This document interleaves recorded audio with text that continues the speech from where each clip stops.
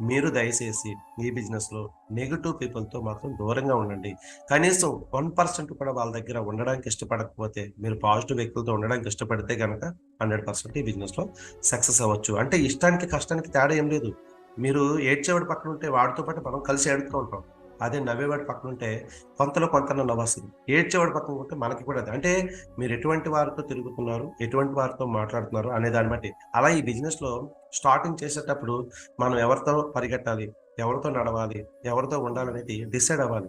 మనం ఫస్ట్ ఏంటంటే నలుగురు నెగెటివ్ చెప్పే వాళ్ళతో నడిస్తే ఐదో అడుగు ఎయలేము. మనం స్టార్టింగే ఒక నలుగురు వ్యక్తులను చూసుకొని, ఆ నలుగురు వ్యక్తులతోటి కలిసినోళ్ళందరూ నెగెటివే మాట్లాడతారు. స్టార్టింగ్ వచ్చినోళ్ళు "నువ్విప్పుడొచ్చావా? నేనెప్పుడో చేశాను.